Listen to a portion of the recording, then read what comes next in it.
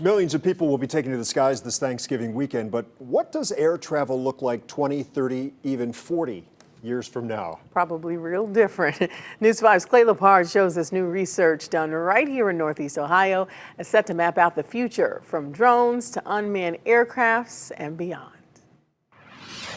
With so much development right in front of us, have you ever taken a moment to look up at all that open and undeveloped space? A lot of these new aircraft are going to be flying in places where we haven't flown before. For Tim McCartney, the sky presents quite a few challenges going forward. Last year, we took you to Springfield, Ohio, where personal helicopters and unmanned vehicle testing is underway as part of Fly Ohio. As life inches closer to flying cars and the way of the Jetsons, the director of aeronautics at NASA Glenn makes up part of the team tasked with mapping out how a highway for the sky would work. We will have your Amazon packages being delivered by drones. We'll have air taxis flying around. Now there will be, think of a web of planes flying in all sorts of different directions, and that has to be controlled, and it's got to be the communications and awareness for each of those vehicles is critically important. As part of this mission, this new NASA Glenn plane will conduct testing anywhere from 500 feet, or about the height of the Washington Monument, all the way up to 30,000 feet. And then the baseball stadium's right here.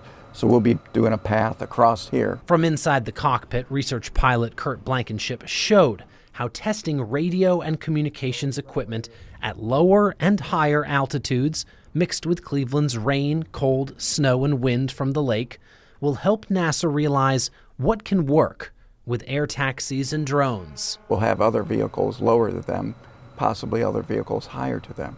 And I think with each of these, you need to develop routes that are safe routes to get in and out of downtown areas. Charlie, departing runway 25 to the west. Evolving the way aircrafts communicate so these quickly crowding skies stay safe. So that whole infrastructure, that backbone, really needs to be reimagined and worked on, and that's what we're doing here at Glenn. Testing aboard this aircraft is slated to begin in January.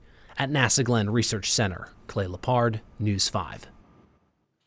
Man, it'll be busy up there. I'm glad there's smart people figuring it all out. Oh yeah, for sure. There will be a dozen drones landing on my front porch just with my wife ordering all those Amazon packages. Daily! They can bring your new treadmill too. Oh my goodness. My treadmill busted after 23 years.